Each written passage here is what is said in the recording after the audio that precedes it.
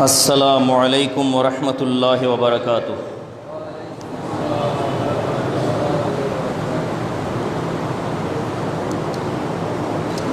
الحمد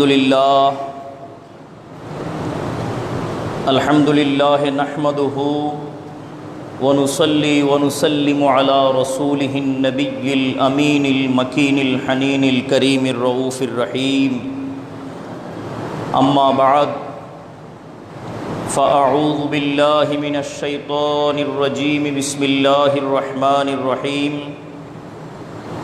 قال اللہ تعالی فی کلامہ المجید وفرقانہ الحمید، فی شان حبیبہ ونبیہ مخبرا وآمرا،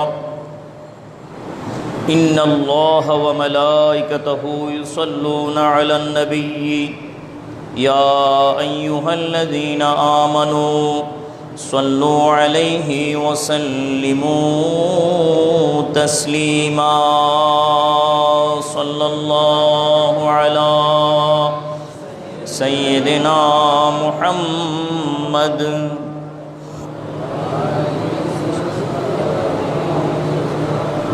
صلی اللہ علی سیدنا محمد وآلہ وأصحابہ وسلم، بلغ العلا بکمالہ، کشف الدجا بجمالہ، حسنت جمیع خصالہ، صلوا علیہ وآلہ۔ الصبح بدا من طلعته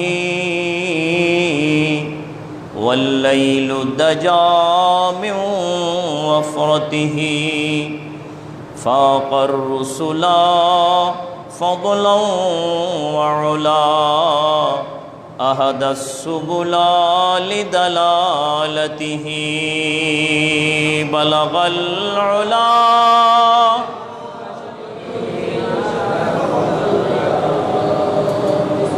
حسنت جمیع خصالہ، صلوا علیہ۔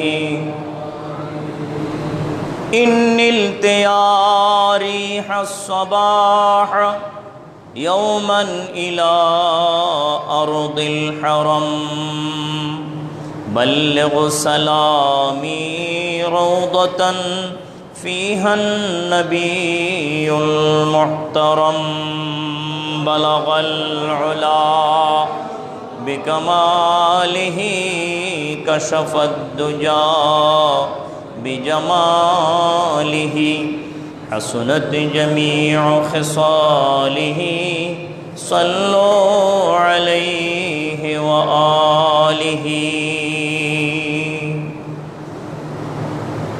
اما بعد، محترم مسجد غوث পাকের মুসল্লি বৃন্দ,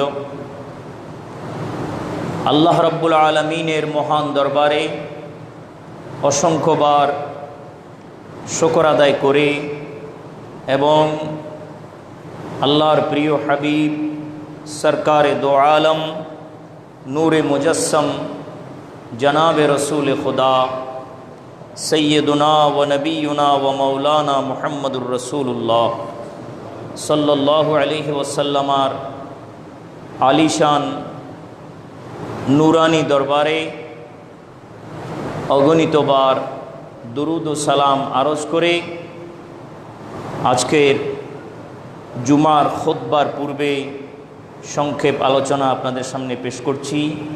আল্লাহ তাআলা আমাদের হাজিরি এবং আমাদের নামাজ তার দরবারে কবুল করুন, বলুন আমিন। পবিত্র হজ মোবারক ইতিমধ্যেই শেষ হওয়ার পথে। এখন হাজিদের আনুষ্ঠানিকতার মধ্যে কেবল জিয়ারতে রওজায়ে রাসূলুল্লাহ সাল্লাল্লাহু আলাইহি ওয়াসাল্লাম কারো কারো বাকি আছে এবং যাদের বাকি আছে তারা সেই পথেই আছেন। তো সেই সমসাময়িক বিষয়কে কেন্দ্র করে আপনাদের জন্য আজ আমি বিষয় নির্ধারণ করেছি জিয়ারতে রওজায়ে রসুলিল্লাহ সাল্লাল্লাহু আলাইহি ওয়াসাল্লাম তথা রসুলে পাক সাল্লাল্লাহু আলাইহি ওয়াসাল্লামার রওজা শরীফের জিয়ারত। এই বিষয়টা আমি বিগত দিনে হজের মৌসুমে বেশ কয়েকবার আলোচনা করেছিলাম, তবে এর আগে যতবারই আমি আলোচনা করেছি কেবল এক জুমা আমার আলোচনা সীমাবদ্ধ ছিল এবং প্রায় একই রকম হাদিসগুলি আপনাদের সামনে এই বিষয়ে বারে বারে আমি উপস্থাপন করেছিলাম। কিন্তু এই বৎসর বা আজকে থেকে শুরু করে সামনের দিকে আমি এই মৌজুকে, এই বিষয়বস্তুকে কেবলমাত্র এক জুমাবার বা এক শুক্রবারে সীমাবদ্ধ রাখতে চাই না। এটা বিগত দিনগুলোর তুলনায় কিছুটা বিস্তারিত আলোচনা করব। সেটা 2, 3 বা 4 জুমা লাগতে পারে, বা কত জুমা লাগে সেটা আমি এখন আন্দাজ করে বলতে পারছি না। তবে একাধিক জুমার সময় আপনাদের এই ক্ষেত্রে আমি ব্যয় করব এবং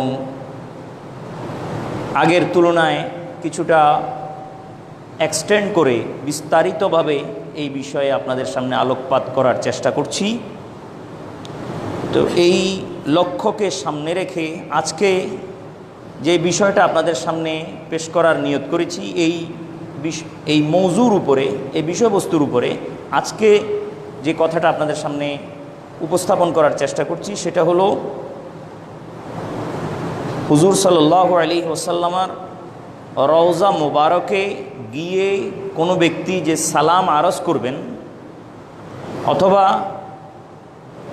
যিনি যেখান থেকে রসুলে পাক সাল্লাল্লাহু আলাইহি ওয়াসাল্লামার দরবারে সালাম পেশ করবেন, দরুদ পেশ করবেন, সালাম পেশ করবেন বা জিয়ারতের উদ্দেশ্যে কিছু পড়ে সওয়াবকে ইসাল করবেন, রসুল সাল্লাল্লাহু আলাইহি ওয়াসাল্লাম সেটা রিসিভ করার পর্যায়ে আসেন কিনা, ওনার অবস্থাটা এখন কীরকম, উনি কি জীবিত সালাম এবং দরুদ রিসিভ করার জন্যে, নাকি এগুলো কোথায় যায়? কোনো ব্যক্তি সালাম আরজ করেন, এটা যায় কোথায়? এটা কি আল্লাহর দরবারে যায় না রসুল সাল্লাল্লাহু আলাইহি ওয়াসাল্লামের দরবারে যায়? এই বিষয়টা আজকে আলোচনা রাখছি, কারণ জিয়ারতের মূল বিষয়ে বলার আগে হুজুর সাল্লাল্লাহু তাআলা আলাইহি ওয়াসাল্লামার বর্তমান অবস্থানকে পরিষ্কার করা দরকার, যে এখন কি হালত তার। অর্থাৎ নবী পাক সাল্লাল্লাহু আলাইহি ওয়াসাল্লামার হায়াতের অবস্থাটা কি, হায়াতের অবস্থা কি, তো এই বিষয়টা আজকে পরিষ্কার করব অল্প সময়ের ভিতরে যতটুকু সম্ভব হয়। আর পরের জুমায় ইনশাআল্লাহ আল্লাহ চাহে তো এই বিষয় সামনের দিকে চলবে এবং পরের জুমার বিষয়টা ইনশাআল্লাহ সেই জুমায় আপনাদের সামনে উল্লেখ করে দেব।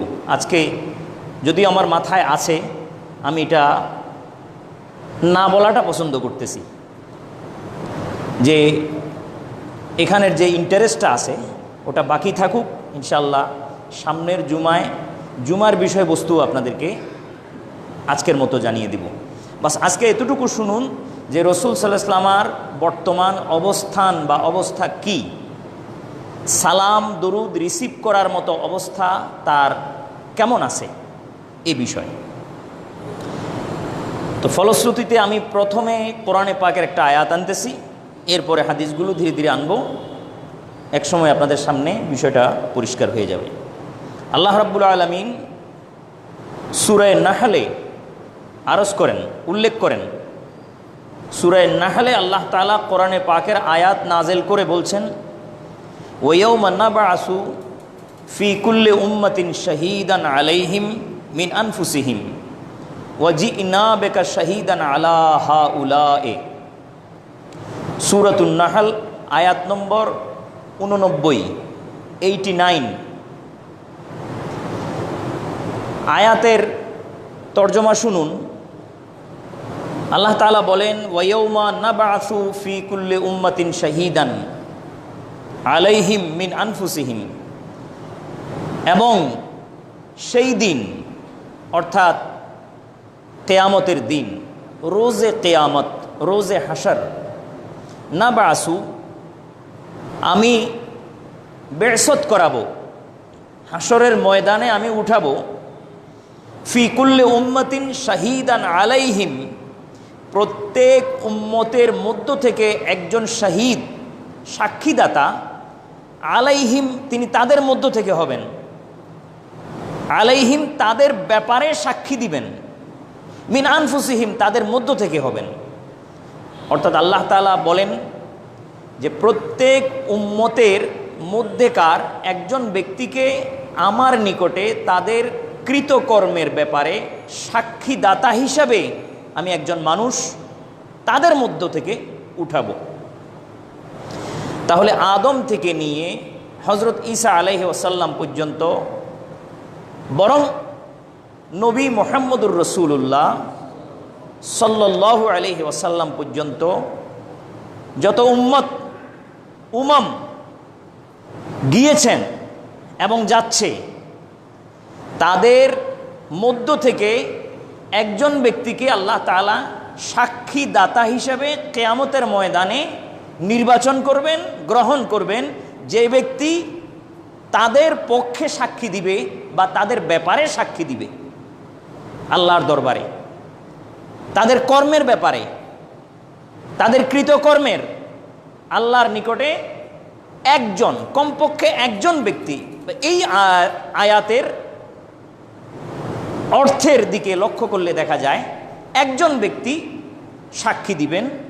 এরপর আল্লাহ বলতেছেন, ওয়া জি'না বিকা শাহীদান আলা হাউলা, এবং আমি আল্লাহ আপনাকে, আপনি নবী মুহাম্মদুর রাসূলুল্লাহ সাল্লাল্লাহু আলাইহি ওয়াসাল্লামকে সকলের উপরে, প্রত্যেক উম্মত থেকে তো এক একজন হবে, আবার সকল উম্মতের মধ্যে আপনাকে সকলের উপরে আমি উইটনেস বানাবো, সাক্ষীদাতা বানাবো, সকলের ব্যাপারে আপনি সাক্ষী দিবেন।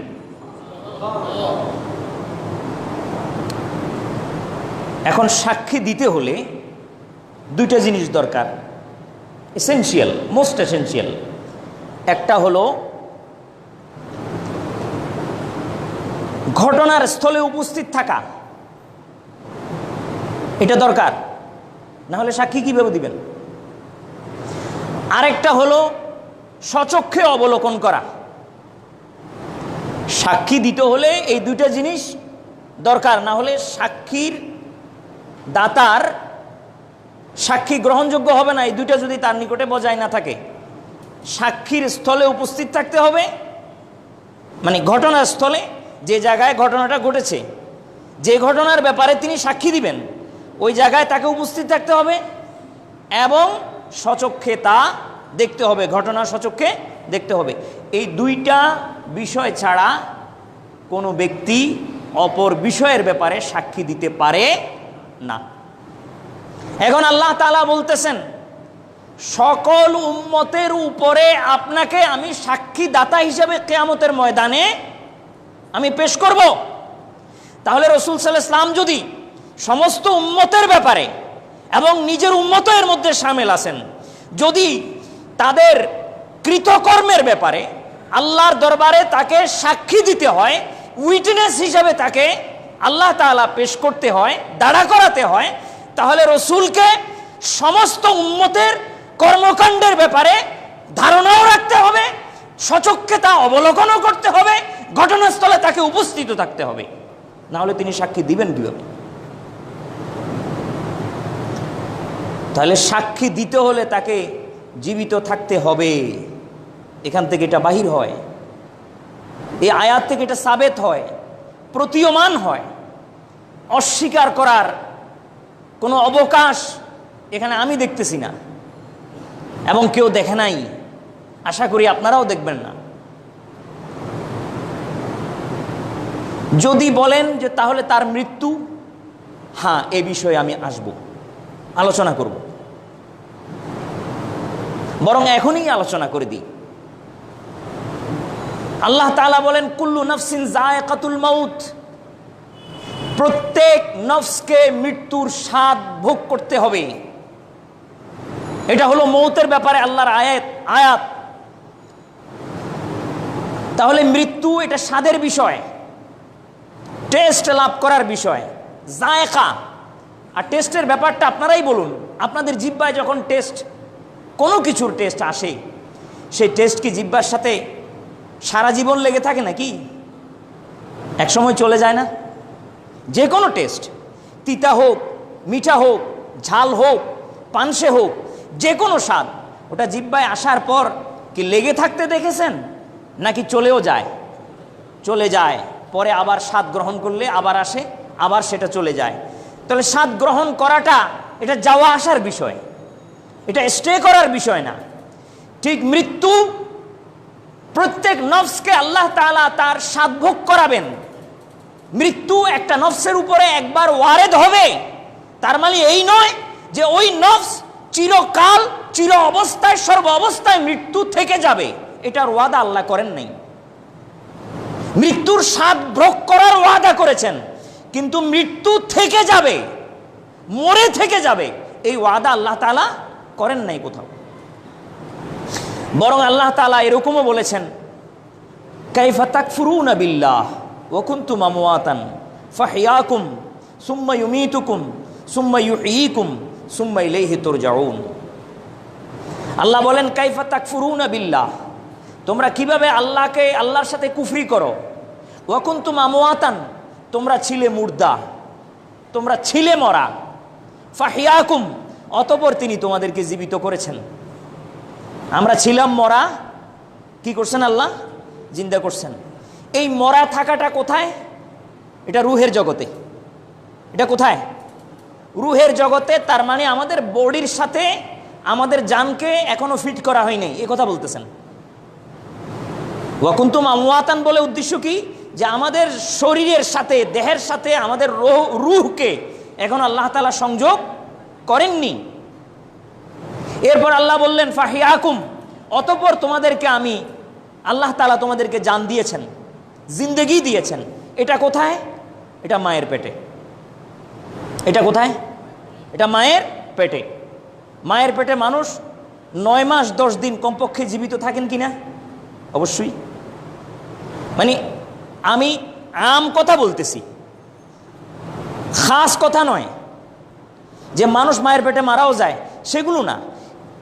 কিন্তু আল্লাহ তাআলা মানব সৃষ্টির যে প্রজননের যে সিস্টেম রেখেছেন, সেই সিস্টেমে এটাই তো আল্লাহ তাআলা রেখেছেন যে মানুষ মায়ের পেটে 9 মাস 10 দিন বা 10 মাস 10 দিন কি থাকবে? জীবিত থাকবে। তারপর ওখান থেকে আল্লাহ তাআলা তাকে বাহির করবেন, এটাই তো নিয়ম। তাহলে ফাহিয়াকুম, তোমাদেরকে আল্লাহ তাআলা জীবিত করলেন, সেটা মায়ের উদরে। এরপর এক সময় ওখানে আর থাকতে পারবেন না, আপনি বাহির হইতে হবে। বাহির হলেন, বাহির হওয়ার পর পার্থিব জীবন আপনার শুরু হইল। এখানেও থাকতে পারবেন না, এখান থেকেও বাহির করে দিবেন। সুম্মা ইউমীতুকুম, অতঃপর আল্লাহ তোমাদেরকে আবার মৃত্যু দিবেন। এই মৃত্যু কোন মৃত্যু? এই মৃত্যু দুনিয়া থেকে চলে যাওয়ার এবং আখিরাতের জীবন লাভ করার মৃত্যু। দুনিয়া থেকে জীবন শেষ, আরেক জীবন শুরু হইতেছে। কেমনে বুঝলাম জীবন শুরু হচ্ছে আবার? আল্লাহ আবার বলেন, সুম্মা ইউহয়ীকুম, অতঃপর তোমাদেরকে আল্লাহ তাআলা আবার জীবিত করবেন। এখানেই ফাঁকটা, যে ফাঁকটা নিয়ে মানুষ দ্বিধাদ্বন্দ্বে আছে যে এই জীবিত করাটা কোন জীবিত করা। মানুষ মনে করতেছে এই জীবিত করাটা হাসরের ময়দানে জীবিত করা নয়। হাসরের ময়দানে তো উঠানোর কথা আছে, সেখানে জীবিত করার কথা নাই। এই জীবিত করার কথা আল্লাহ তাআলা যেটা বলতেছেন, এটা হলো তার কবরের ভিতরে। সুম্মা ইউহয়ীকুম, অতঃপর তাকে আবার জীবন দেওয়া হয়। কখন জীবন দেওয়া হয়? প্রশ্ন করার আগে। কি করার আগে? সেই জিন্দিগিতে তাকে রেখে দেওয়া হয় কবরে। সে কাফের হোক, মুশরিক হোক, মুমিন হোক, মুসলমান হোক, দাতা গঞ্জবক্স হোক, আলী হুজবেরি হোক, অথবা হযরতে গাউসে পাক হোক, অথবা রাসূল পাক সাল্লাল্লাহু আলাইহি ওয়াসাল্লাম হোক, হুন সকলকেই জিন্দিগি দেওয়া হয়। যেই জিন্দিগিতে মুমিন শান্তি ভোগ করে, কাফের আযাব ভোগ করে। কাফেরকে আযাব দেওয়ার জন্য জিন্দা করা হয়, মুমিনকে শান্তি দেওয়ার জন্য জিন্দা করা হয়। মানুষ মনে করে যে মনে হয় কিয়ামতের ময়দানে তাকে আবার জীবিত করবেন। না না, কবরের জীবনটাও ভিতরে যে কবরে যে থাকবে সেখানেও তার একটা জিন্দেগি আছে। এইটাই হলো সুম্মা ইউহয়িকুম। এরপর আল্লাহ বলতেছেন সুম্মা ইলাইহি তুরজাউন, অতঃপর তাকে আল্লাহর দিকে ফিরিয়ে নেওয়া হবে। এটা হলো বিআসাত, অথবা যাকে বলা হয় কবর থেকে উত্তোলন করা, এটা আল্লাহর দিকে ফিরিয়ে নিয়ে যাওয়া। সুম্মা ইলাইহি তুরজাউন। তাহলে এখানে দুইবার মৃত্যুর কথা বলা হলো আর দুইবার হায়াতের কথা বলা হলো। দুই জিন্দেগি, দুই মৃত্যু। আমাদের এক মৃত্যু আগে প্রতিষ্ঠিত হওয়া আছে, সেটা কখন? বডিতে রূহ আসার আগে, বডিতে। তারপরে আমরা আবার কি হলাম? জীবিত হলাম। এই জীবন দ্বারায় প্রমাণ হচ্ছে যে আমরা আবারও জীবিত হতে পারবো। কি? আমরা আবারও জীবিত হতে পারবো, কারণ আমরা আগে ছিলাম মুর্দা, পরে যখন আমরা জীবন পেয়েছি। তাহলে এতে বোঝা যায় মৃত্যু এমন বিষয় নয় যেটা একবার এসে গেলে সেই হালতে থেকে যেতে হবে, অন্য হালতে তার পরিবর্তন হওয়া যাবে না, এরকম বিষয় নয়। এটা এই আয়াত থেকে প্রমাণিত হয়। কাইফা তাকফুরুনা বিল্লাহি ওয়া কুনতুম আমওয়াতান, কিভাবে আল্লাহর কুফরি করো, তোমরা ছিলে মুর্দা। ফাহিয়াকুম, অতঃপর তিনি তোমাদেরকে জীবন দান করলেন। তাহলে মৃত্যুর থেকে জীবন দান করা, এখন যেই জীবনে আসি সেই জীবনে। এর আগে আমাদের মৃত্যু ছিল, এর আগে আমাদের মৌতা জিন্দেগি ছিল। এরপর আল্লাহ তাআলা আমাদেরকে হায়াতে আনলেন, এটা এই হায়াত চলতেছে। তাহলে আমাদের একবার মৃত্যু হয়ে গেছে, এখন আবার জীবন চলছে। আর মৃত্যু আর জীবন কয়বার আছে বুঝেন নাই? আর কয়বার আছে? আরেকবার মৃত্যু আছে, আবার জীবন লাভ করার বিষয় আছে। সেই জীবন লাভ করায় কিয়ামত পর্যন্ত আমরা থেকে যাব, ইহা তাককে কিয়ামতের দিন আল্লাহর সামনে আমাদেরকে উঠানো হবে ওই জীবন নিয়ে। কোন জীবন? যে জীবন বরজাখী জীবন, কবরের জীবন, সেই জীবন নিয়ে। তাহলে তো বোঝা যায়, এই আয়াতের তর্জমা তাহকিক থেকে বোঝা যায় যে নবী নয় শুধু, কবরের মধ্যে সাধারণ মরাও এখন কি এক ধরনের জান জীবন তার আছে, যে জান জীবন দ্বারা শাস্তি হলে শাস্তি ভোগ করতেছে, শান্তি হলে শান্তি ভোগ করতেছে। আর সেখানে নবীর জিন্দেগি তো হাজার লাখ কোটি গুণে এর চেয়ে আলাও বালা হবে। তো আল্লাহ রাব্বুল আলামিন হুজুর সাল্লাল্লাহু আলাইহি ওয়াসাল্লামকে বলেন ওয়াজিনা বেকা শাহীদান আলা হাউলায়ে, সূরা নাহল আয়াত নম্বর 89, যে আমি আপনাকে সকল উম্মতের উপরে ময়দানে কিয়ামতে সাক্ষী হিসাবে সকলের সামনে দাঁড় করাবো, আপনি সকলের কর্মকাণ্ডের ব্যাপারে আমাকে সাক্ষী দিবেন। যদি রাসূল সাল্লাল্লাহু আলাইহি ওয়াসাল্লামকে সকল উম্মতের কর্মকাণ্ডের ব্যাপারে সাক্ষী দিতে হয়, তাহলে সকল উম্মতের কর্মকাণ্ড রাসূলের সামনে হাজির থাকতে হবে, এবং রাসূল সাল্লাল্লাহু আলাইহি ওয়াসাল্লাম সেটা সচক্ষে অবলোকন করতে হবে।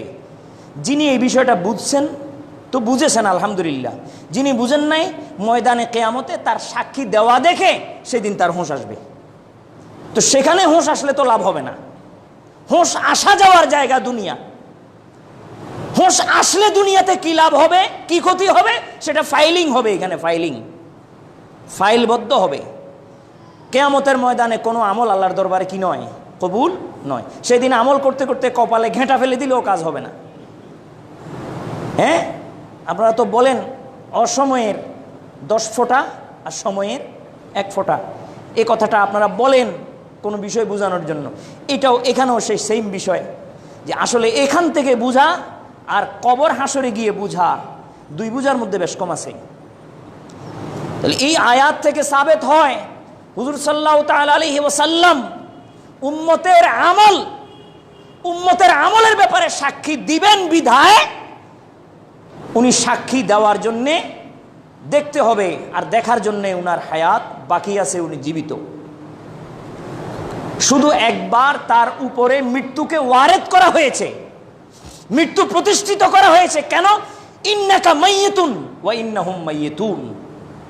এখানেই আল্লাহ তাআলা সৃষ্টি আর স্রষ্টার সাথে আলাদা করে দিয়েছেন, উনার মৃত্যু প্রতিষ্ঠিত করে বুঝিয়ে দিয়েছেন যে ইনি সৃষ্টি, ইনি স্রষ্টা নন, ইনি খোদা নন যে উনার উপরে মৃত্যু আসবে না। না, মৃত্যু আসে না একমাত্র খোদার উপরে। উনি সৃষ্টি, তাই উনার উপরে মৃত্যু এসেছে, এসে এটা আবার চলে গেছে। এখন উনাকে আবার জীবন দেওয়া হয়েছে, যে জীবনটা পার্থিব জীবন নয়, এটা বরজখী জীবন, এটা বরজখী হায়াত। দুনিয়ার হায়াত উনি কমপ্লিট করেছেন, নতুন এক পর্যায়ের হায়াত শুরু হয়েছে। সেই হায়াতের মাধ্যমেও দুনিয়ার বিষয় অবলোকন করা, দেখা, সেই বিষয়ে বুঝতে পারা, সে বিষয় সম্বন্ধে হৃদয়ঙ্গম করা, সে বিষয়ের ব্যাপারে কোনো মন্তব্য দেওয়া, এটা সম্ভব যদি আল্লাহ চান।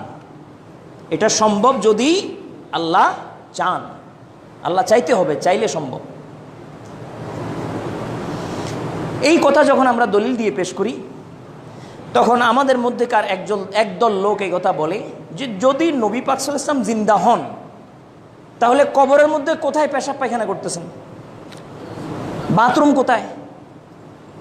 খাওয়া দাওয়া তো হচ্ছে, উনার পেশাব পায়খানার দরকার আছে না? তো উনাকে আমি প্রশ্ন করতে চাই, ফার্দার সম্পূরক প্রশ্ন, যে ঈসা আলাইহিস সালাম চতুর্থ আসমানে আছেন, উনার টয়লেট ওখানে কে যায় বান্ধি দিয়ে আসছে? কি ইকুয়েটি গেছিল নাকি সানমার গেছিল? উনার জন্য ফ্ল্যাট তৈরি করে দিয়ে আসে, বাথরুম তৈরি করা, টাঙ্কি বা কে পরিষ্কার করে? তো ঈসা আলাইহিস সালাম উনি কোন অবস্থায় আছেন? উনি তো উঠছেন রাসূল সাল্লাল্লাহু আলাইহি ওয়াসাল্লামের 550 বছর পূর্বে। তাহলে উনার এই হায়াতটা এখন কি হায়াত চলতেছে?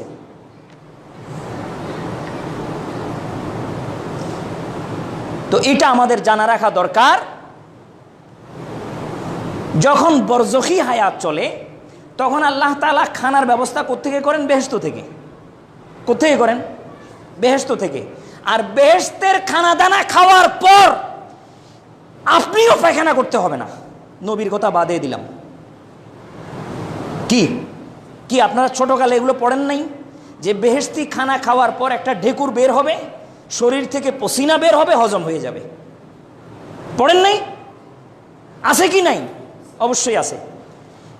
আরে মিয়া, দুনিয়ার খানা খাওয়ার পর পায়খানা পেশাবের দরকার হয়, যেহেতু আদম আলাইহিস সালাম গন্ধম খেয়ে আসছেন, পায়খানা করার জায়গা নাই বিধায়, ওখানে জায়গা নাই বিধায় ওনাকে জমিনে নেমে আসতে হয়েছে পায়খানা পেশাব করার জন্য। এই জন্য আপনাকে হায়াতের বিষয়টা বুঝতে হবে, কোন হায়াতে আছেন। হায়াত তো অনেক রকমের আছে। আপনিও তো, আপনার রূহ তো আলমে আরওয়াহে জিন্দা ছিল, যে জিন্দেগির মাধ্যমে আপনার থেকে মিসাক নেওয়া হয়েছে, অঙ্গীকার নেওয়া হয়েছে, আলাস্তু বিরাব্বিকুম ক্বালু বালা। তো তখন আপনি পায়খানা প্রস্রাবের দরকার হয়নি? আপনার ওইটার সাথে মিলাইলে তো বুঝবেন। তো বলছিলাম, কবরের মধ্যে পায়খানা পেশাব কোথায় করেন? খাওয়া দাওয়াই বা কোথায় খান? এই জন্য রাসূল সাল্লাল্লাহু আলাইহি ওয়াসাল্লাম তার আসল হাকিকতের, আসল অবস্থার কিছুটা দুনিয়াতে সাহাবাদেরকে দেখিয়েছিলেন, যে হে আমার সাহাবারা, তোমরা আমার মতো নও, আমার মতো নও। আন আনাস ইবনে মালিক রাদিয়াল্লাহু আনহু আন্না রাসূলুল্লাহ সাল্লাল্লাহু আলাইহি ওয়াসাল্লাম ওয়াসালা ফি আখিরিশ শাহর। হযরত আনাস রাদিয়াল্লাহু তাআলা আনহু বলেন, রাসূল সাল্লাল্লাহু আলাইহি ওয়াসাল্লাম মাসের শেষ দিকে ইয়মে ওয়েসালের রোজা আরম্ভ করলেন। ইয়মে ওয়েসালের রোজা কিরকম? যে রোজা বিনা ইফতারে, বিনা সেহরিতে দিনের পর দিন রোজা রাখতে যাওয়া, না কোনো সাহরি না কোনো ইফতারি। যেদিন শুরু করছেন ওই দিন থেকে ডাইরেক্ট লাগাতার 10 দিন, 12 দিন, 15 দিন যা সম্ভব, এটাকে বলা হয় ওয়েসালের রোজা। রাখা আরম্ভ করলেন। সাহাবারাও এটা দেখে রোজা রাখা আরম্ভ করলেন। ফাওয়াসালান নাসু, সাহাবা একরামও রোজা রাখা আরম্ভ করলেন ইয়মে ওয়েসালের, রাসূল পাকের মতো অনুকরণ করতেছেন।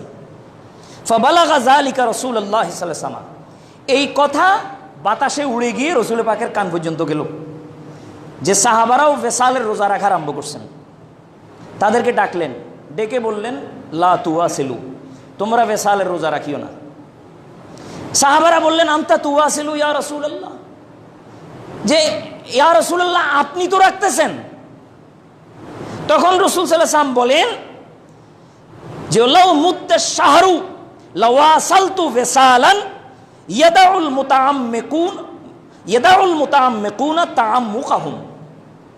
তার মানে যে যদি মাসটা আমার উপরে এত লম্বা হয়, মাসের তো এখন শেষ দিকে না, আমি ভেসালের রোজা রাখা আরম্ভ করছি, কিন্তু মাসের শুরু দিয়ে যদি শুরু করতাম অথবা মাস যদি আমার উপরে লম্বা হয়, তাহলে এমন ভেসালের রোজা আমি রাখতাম যেটা দেখে যারা যদি চিন্তা করা আরম্ভ করত, গভীর জ্ঞানের অধিকারী লোকও যদি চিন্তা করা আরম্ভ করত যে এটা উনি কিভাবে করতেছেন, মানে সায়েন্সকে এনে বিজ্ঞানকে এনে এখানে যদি তারা খাটাতো যে আমার ভিতরে কি আছে, আমি এটা কিভাবে সম্ভব হচ্ছে আমার এই ভেসালের রোজা রাখা, তাহলে তারা চিন্তা করতে করতে করতে করতে এক পর্যায়ে তারা চিন্তাও ছেড়ে দিত, তাদের মেশিনও ছেড়ে দিত যে না এটা পারতেছি না চিন্তা করে, এখান থেকে কিছু বাইর করতে পারতেছি না। হ্যাঁ, যে লা ইয়াদাউল মুতাআম্মিকুনা তাআম্মুকাহুম, গভীর জ্ঞানের যারা অধিকারী তারা তাদের চিন্তাকে যদি আমার পিছনে লাগায় দেয় আর মাসের পর মাস বছরের পর বছর চিন্তা করে একসময় ফেলিউর হয়ে যায়, বলেন আমরা এখান থেকে কিছু বাইর করতে পারতেছি না, উনি রোজাগুলো কীভাবে রাখতেছেন, না খানা না দানা। তো চিন্তাকারীরা চিন্তা ছেড়ে দিবে কিন্তু আমার রোজা চলতে থাকবে, চিন্তাকারীরা তাদের চিন্তা ছেড়ে দিবে কিন্তু আমার রোজা ছেড়ে দিবে। আমি চাইলে সেটাও করতে পারি। এরপর রসুল বলেন লাস্তু মিসলাকুম ওয়া ইন্নাকুম লাস্তুম কাহায়াতি, আমি তোমাদের মতো নই, তোমরাও আমার মতো নও। আমি তোমাদের মতো নই, তোমরাও আমার মতো নও। এক হাদিসে বলতেছেন লাস্তু কাহায়াতিকুম, আমি তোমাদের মতো নই। আরেক হাদিসে বলতেছেন লাস্তুম মিসলি, তোমরা আমার মতো নও।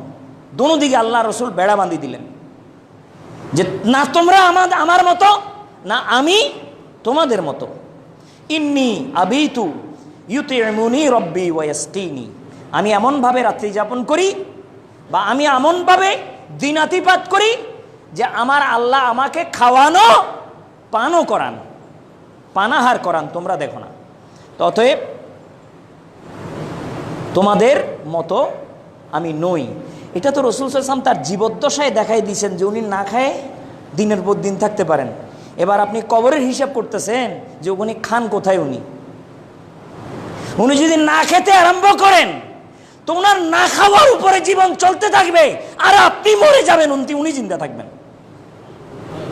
আপনি চিন্তা করতে করতে আপনি মরে যাবেন কিন্তু উনি জিন্দা থাকবেন।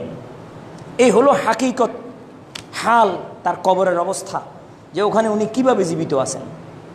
খানা পানি কোথায়, খানা পানির চিন্তা আপনাকে আমাকে করতে হবে না, ওটা আল্লাহ করতেছেন, ওটা আল্লাহ করতেছেন। ইউতিউনি রব্বি ওয়া ইয়াসকিনি, আমার আল্লাহ আমাকে পানাহার করান। আরে দুনিয়াতে করাইছেন, কবরে করাবেন না। এখন আসেন হাদিসে। সময় দেখছেন কোথায় চলে যাচ্ছে, সময় চলতেছে। বিসমিল্লাহির রহমানির রহিম।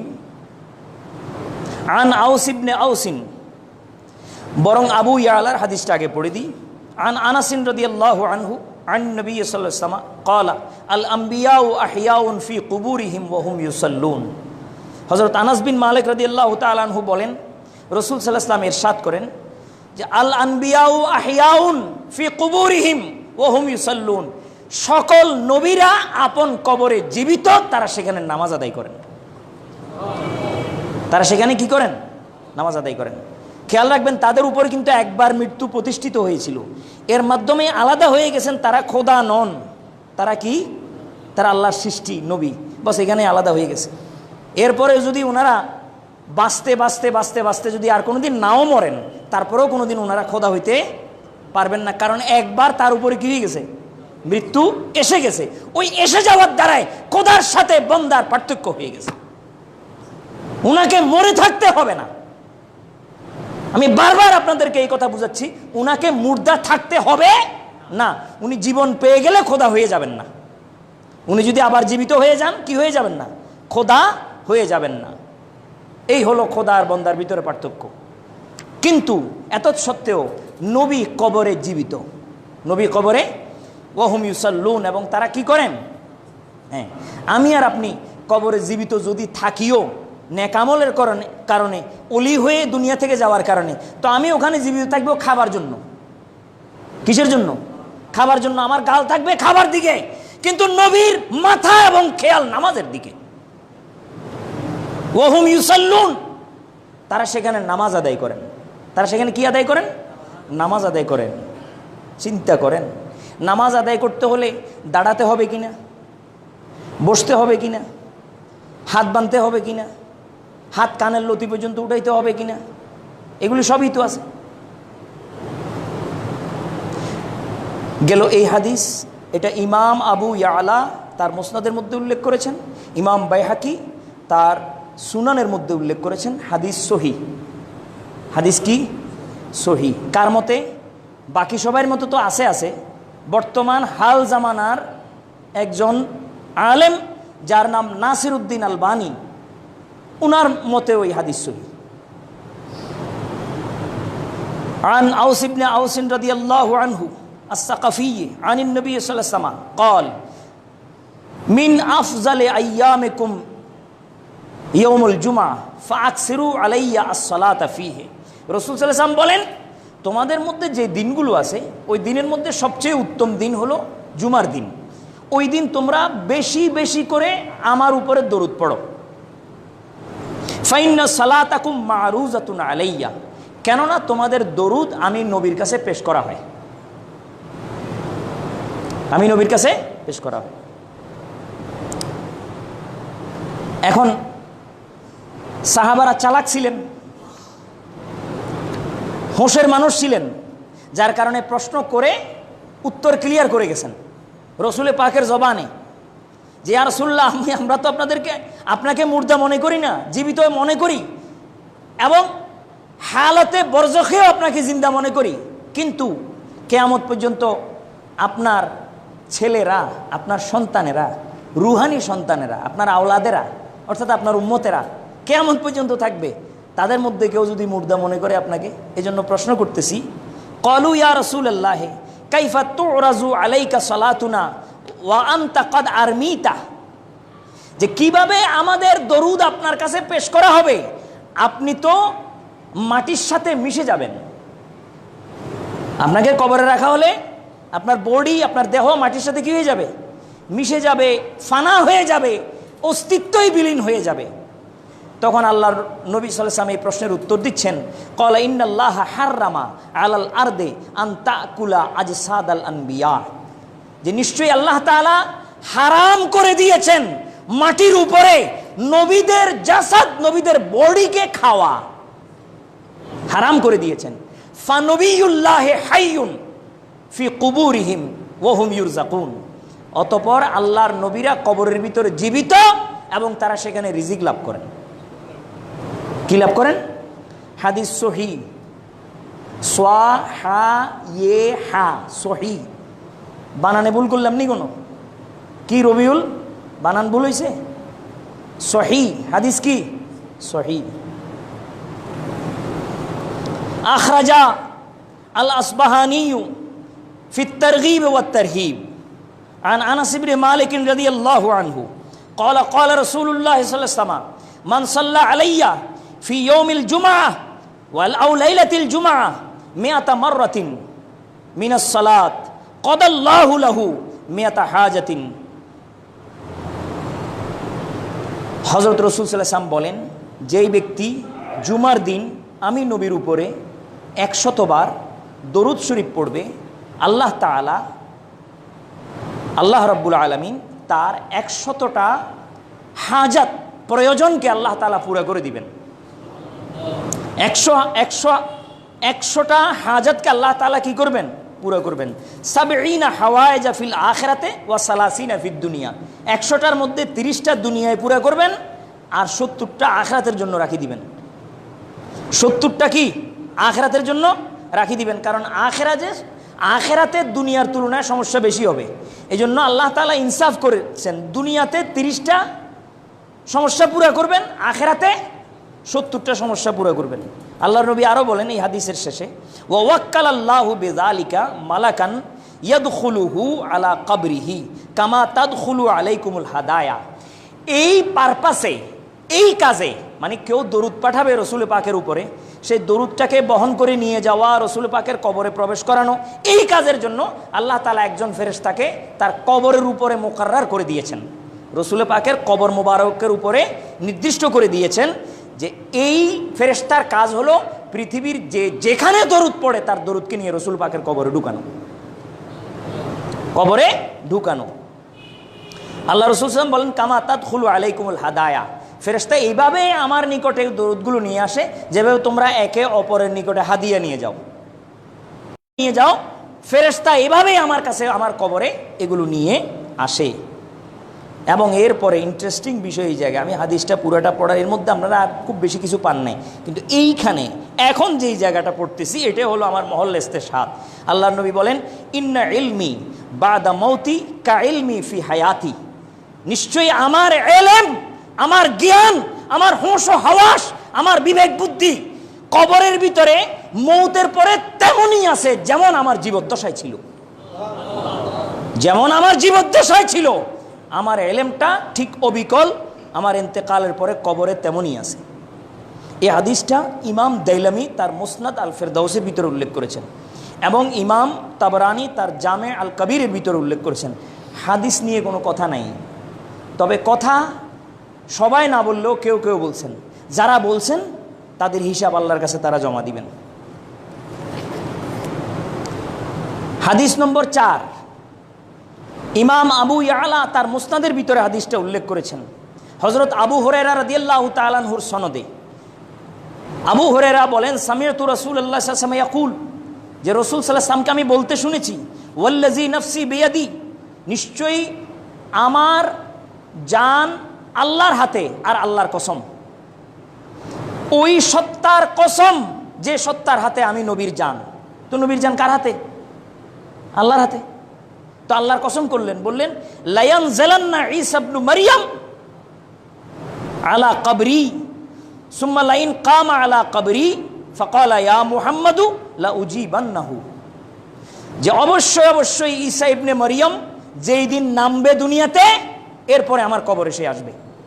তিনি আমার কবরে আসবেন, মানে আমার রওজায়ে আসবেন, মদিনা শরীফে যাবেন। উনি যদি আমার কবরের উপর থেকে দাঁড়িয়ে আমাকে ডাক দিয়ে বলেন, ইয়া মুহাম্মাদু, এটা যদি বলেন, লা উজিবান্নাহু, অবশ্যই আমি তার প্রশ্নের উত্তরে জবাব দেব। আমি জবাব কি মুর্দায় দে না জীবিত মানুষে দে?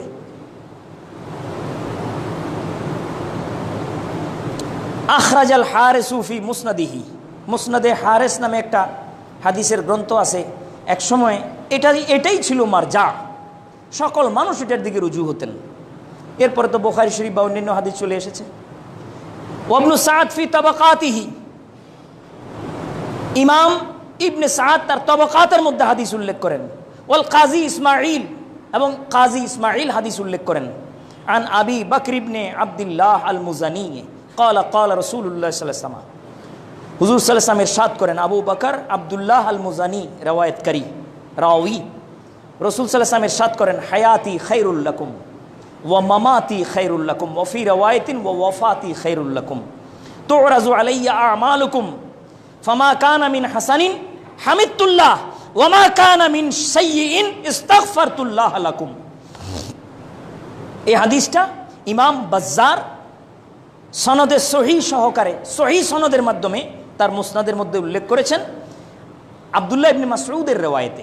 এখানে তো আবু বকর আব্দুল্লাহ আল মুজানির রিওয়ায়েত, সাহাবী উনি, আর আবু ইয়ালার ইমাম বাজ্জারের সে হাদিসে রিওয়ায়াতকারী আব্দুল্লাহ ইবনে মাসউদ, এবং ইমাম আহমদ এই হাদিসটাকে রিওয়ায়াত করেছেন। উনি যে সনদে রিওয়ায়াত করেছেন সেই সনদটা সহি আলা শর্তে মুসলিম, ইমাম মুসলিম রাহমাতুল্লাহ আলাইহির শর্ত অনুযায়ী সহি। হাদিসের অর্থ কি? যে রাসূল সাল্লাল্লাহু আলাইহি ওয়াসাল্লাম বলেন, হায়াতি খায়রুল লাকুম, আমার জীবদ্দশা, আমার হায়াতি জিন্দেগি তোমাদের জন্য উত্তম। ওয়া মামাতি খায়রুল লাকুম, এবং আমার মৌতের পরের বিষয়টাও তোমাদের জন্য উত্তম। আমি বেঁচে থাকলেও তোমাদের জন্য উত্তম, আমি দুনিয়া থেকে চলে গেলেও তোমাদের জন্য কি ভালো, উত্তম। কেন? আপনার চলে যাওয়ার পরের অংশটা আমাদের জন্য উত্তম কেন হবে? আমাদের সাথে কোনো সম্পর্কই থাকবে না আপনার, এখানে উত্তম হওয়ার কি রইল? তখন রাসূল সাল্লাল্লাহু আলাইহি ওয়াসাল্লাম বলেন, তুরাজু আলাইয়া আমালুকুম, তোমাদের আমল আমি নবীর নিকটে পেশ করা হয়।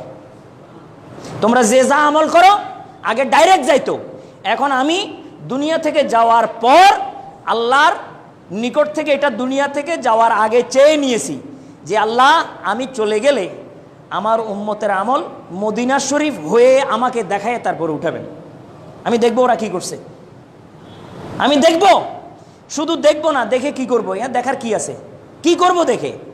কাজ আছে। কাজটা হলো কি, যে ফামা কান আমিন হাসানিন হামিদুল্লাহ, যদি আমার উম্মতে আমল ভালো করে, আমার সুন্নত মোতাবেক করে, আমার দেখিয়ে দেওয়ার নিয়ম মতে করে, তাহলে আমি আল্লাহর প্রশংসা করব, তার জন্য দোয়া করব যে আমার উম্মত ঠিক মতো চলতেছে। ওয়াইন ওমা কান আমিন সাইয়্যিন, আর যদি এর মধ্যে কোনো সাইয়্যা থাকে, কোনো গুনাহ থাকে, তো গুনাহ তুমি করবে হে আমার উম্মত, আর এই গুনার ইস্তিগফার, ক্ষমা আমি নবীর কবর থেকে আল্লাহর কাছে মাপ চাইব। ইস্তাগফারতুল্লাহু লাকুম, ইস্তাগফারতুল্লাহ লাকুম, এটাই তো কোরআনে মাজিদে আল্লাহ তাআলা বলেছেন,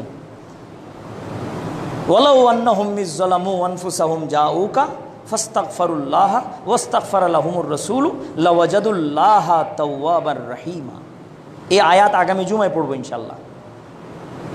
আজকে একটা পড়ছি না আয়াত, ঠিক আগামী জুমার আলোচনার আগে এই আয়াত আসবে আল্লাহ চাহে তো।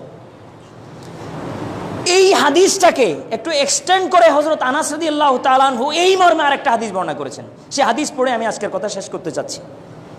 আন আনাস ইবনে মালিক রাদিয়াল্লাহু আনহু قال قال رسول الله صلى الله عليه وسلم হায়াতি খায়রুল লাকুম সালাসা মাররাতিন ওয়া ওয়াফাতি খায়রুল লাকুম সালাসা মাররাতিন। রাসূল সাল্লাল্লাহু আলাইহি ওয়াসাল্লাম সাহাবাদেরকে একদিন বললেন, আমার জীবদ্দশা তোমাদের জন্য উত্তম, আমার জিন্দেগি তোমাদের জন্য উত্তম, আমার জীবদ্দশা তোমাদের জন্য উত্তম, তিনবার বললেন। এরপর বললেন ওয়া ওয়াফাতি খায়রুল লাকুম, আমার ওয়াফাতও তোমাদের জন্য উত্তম, এটাও তিনবার বললেন। বলার পর ফাসাকাতাল কওমু, পুরা কওম চুপ, সাইলেন্ট সাহাবারা। ফাকাল ওমর ইবনুল খাত্তাব রাদিয়াল্লাহু আনহু, কেউ তো কথা বলার সাহস নাই, কিন্তু একজন ব্যক্তি কথা তো বলেই ফেলেন, উনি সবসময় কথা বলে ফেলতেন, আর উনি হলেন কে? হযরত ওমর ফারুক রাদিয়াল্লাহু তাআলা আনহু। দরবারে রেসালাতে ওনার একটা অবস্থান ছিল কথা বলে দেওয়ার। জিজ্ঞেস করলেন, বে আবি আনতা ওয়া উম্মি, ইয়া রাসূলুল্লাহ, আমার মা বাবা আপনার উপরে কোরবান হয়ে যান, কাইফা তাকুনু হাযা, কুলতা হায়াতি খায়রুল লাকুম সালাসা মাররাতিন ওয়া ওয়াফাতি খায়রুল লাকুম সালাসা মাররাতিন। ইয়া রাসূলুল্লাহ, আপনি বললেন, তিনবার বললেন যে আমার জীবদ্দশা তোমাদের জন্য উত্তম, আমার ইন্তেকালের পরের অংশও তোমাদের জন্য উত্তম, তো এটা কিভাবে হয় আমাদের একটু বুঝিয়ে দেন, দোনোটা উত্তম কিভাবে হবে? তখন রাসূল সাল্লাল্লাহু আলাইহি ওয়াসাল্লাম ব্যাখ্যা দিচ্ছেন, ক্বালা হায়াতি খায়রুল লাকুম, আমার জীবদ্দশা তোমাদের জন্য উত্তম এভাবে যে ইয়ানজিলু আলাইয়াল ওয়াহিয়ু, আমার উপরে ওহী নাযিল হয়, মিনাস সামায়ে, আকাশ থেকে, ফাখায়রুকুম বিমা ইয়াহিল্লু লাকুম ফাউখবিরুকুম বিমা ইয়াহিল্লু লাকুম ওয়া মা ইউহাররামু আলাইকুম। যে তখন আমি তোমাদেরকে ওহীর মাধ্যমে সংবাদ দিই কি তোমাদের উপরে হালাল করা হয়েছে, কি তোমাদের উপরে হারাম করা হয়েছে। তার মানে আল্লাহ আমার সাথে কথা বলেন, আর কথা বললে তোমাদের সমস্যাগুলোর সমাধান হয়, তো এটা তোমাদের জন্য উত্তম। যে আমার জীবদ্দশায় তোমাদের অনেক সমস্যার সমাধান হচ্ছে, আর হালাল হারামের বিষয়টা তোমরা আল্লাহর তরফ থেকে আয়াত নাজেলের মাধ্যমে আমি থাকার কারণে তোমরা বুঝতে পারতেছো, তো এটা তোমাদের জন্য উত্তম হলো। মৌতি ওয়া ওয়াফাতি খায়রুল লাকুম, আমার মৃত্যুর পরের জীবনটাও তোমাদের জন্য উত্তম, এটা কিভাবে হলো? তুরাজু আলাইয়া আমালুকুম কুল্লা খামিসিন, প্রত্যেক বৃহস্পতিবারে তোমাদের আমল আমি নবীর দরবারে পেশ করা হয় রওজা মুবারকে। ফামা কানা মিন হাসানিন হামিদুল্লাহ ওয়া মা কানা মিন যামবিন ইস্তাওহাবতু লাকুম যুনুবাকুম, যে যদি আমি তোমাদের আমল নামায় নেকি দেখি, তখন আল্লাহর দরবারে আমি কি করি? দোয়া করি যে আমার উম্মত নেক কাজ করতেছে, আল্লাহ তোমার দরবারে তাদের জন্য খায়রের দোয়া করতেছে। আর যদি উল্টো দেখি, বদি দেখি, তখন আমি আমার উম্মতের ইস্তেগফার কবর থেকে, রওজা শরীফ থেকে আল্লাহর দরবারে করে থাকি, আল্লাহ গুনাহ মাফ করেন। তাহলে নবী কবর জিন্দা কিনা? জিন্দা। শুধু জিন্দা নয়, আমাদের আমল তিনি দেখতেছেন, আমাদের আমলের ব্যাপারে মন্তব্য দিচ্ছেন আল্লাহর দরবারে, এবং আল্লাহর নিকটে দোয়া করতেছেন, ইস্তেগফার করতেছেন, প্রশংসা করতেছেন, আল্লাহর শুকরিয়া আদায় করতেছেন, হামদ করতেছেন। তাহলে আজকের কথার দ্বারা আমরা, আলোচনার দ্বারা আমরা এতটুকু বুঝলাম যে নবী কবরের মধ্যে আমাদের সালাম, আমাদের দরুদ, আমাদের কোনো কিছু পাঠানো, কোনো কিছু রিসিভ করার জন্য উনি রিসিভ করার অবস্থানে আছেন কি না? অবশ্যই আছেন। বিধায় তো উনি আমাদের আমলগুলো দেখতে পাচ্ছেন এবং সেই অনুযায়ী আল্লাহর দরবারে উনি দোয়া করতেছেন। অতএব আমরা এই পর্যন্ত এসে পৌঁছলাম, নবী পাক সাল্লাল্লাহু আলাইহি ওয়াসাল্লাম কবরে তার বরজখী হায়াতে জীবিত। উনার একবার মৃত্যু প্রতিষ্ঠিত হয়েছে, সেই মৃত্যুর মাধ্যমে কুল্লু নাফসিন যায়কাতুল মাউত, এই আয়াতটা ওনার উপরে সাবেত হয়ে গেছে, প্রমাণিত হয়ে গেছে। এবং কাইফা তাকফুরুনা বিল্লাহি ওয়া কুনতুম আমওয়াতান, এই আয়াতটাও ওনার উপরে সাবেত হয়ে গেছে, ওনার উপরে প্রতিষ্ঠিত হয়ে গেছে। এখন উনার দ্বিতীয় হায়াত চলতেছে, আর এই হায়াতের পরে উনার নুশুর হবে, যেটা আমাদেরও হবে, উনারও হবে, সমস্ত নবীর হবে। এবং উনার হায়াত বতরিকে আওলা, অন্যান্য সকল মুমিনের থেকে, সকল শুহাদাদের থেকে, সকল ওলিদের থেকে, সকল একেবারে যত নফস আছে সমস্ত নফস থেকে উনার এই জিন্দিগি আলা, উত্তম, আফজাল, শক্তিশালী এবং অত্যন্ত আকওয়া এবং অনেক শক্তিশালী, অনেক মজবুত, যার মাধ্যমে উনি তাসাররুফাতও করে থাকেন, বিভিন্ন জায়গায় যাওয়া এবং বিভিন্ন অবস্থানে আসা। অনেকের খাবে আসে, আল্লাহ নবী সাল্লাল্লাহু আলাইহি ওয়াসাল্লাম, রাসূল সাল্লাল্লাহু আলাইহি ওয়াসাল্লাম বলেন, যে ব্যক্তি আমাকে খাবে দেখলেন তিনি আমাকেই দেখছেন, অন্য কাউকে দেখেন নাই, উনি আমাকেই দেখছেন। ফাসায়ারানি ফিল ইয়াকজাতে, যে একবার আমাকে খাব জগতে দেখলেন সে অচিরেই একবার আমাকে জীবিত অবস্থায় দেখবে, তার চর্মচক্ষুতে দেখবে। সেটা কবরেও হতে পারে। কোনো মোমেন কবরে যাবে তো আল্লাহর নবীকে দেখবেন, ফেরেশতা বলবেন যে বলো তো এই লোকটাকে। তো এই দ্বিতীয় এটা দেখা হলো না, আল্লাহর নবীকে চেতন অবস্থায় কি হলো? একবার দেখলেন খাবে, আবার দেখবেন কোথায়? জাগ্রত অবস্থায়। এটা জাগ্রত অবস্থায় দেখা। হাজিরিন, আমরা আগামী শুক্রবারের জন্য ইন্তজার করতেছি। আগামী শুক্রবারে এই বিষয়ে আলোকপাত করার আশা রাখি, যে এটা তো রসুল পাক নিজে বললেন, এগুলো হাদিস বললাম। এরপর আকওয়ালুল আইম্মা, আকওয়ালুস সাহাবা, সাহাবারা রসুল পাকের হায়াত নিয়ে কে কি বলেছেন, এবং এরপরে এই পর্যন্ত 1400 শতকের মধ্যে যে সমস্ত আইম্মায়ে কেরামগণ গেছেন তাদের মধ্যে কে কি বলেছেন, এই বিষয়ে আপনাদের সামনে আলোকপাত করে তারপরে জিয়ারতের পরের শুক্রবারে জিয়ারতের দিকে যাব ইনশাআল্লাহ। আমি আল্লাহ পাক আমাদেরকে বোঝার এবং এর উপরে আমল করার তৌফিক দান করুন। ওয়া মা তৌফিকি ইল্লা বিল্লাহ। ওয়াসসালামু আলাইকুম ওয়া রাহমাতুল্লাহ। সুন্নত আদায় করে নিন।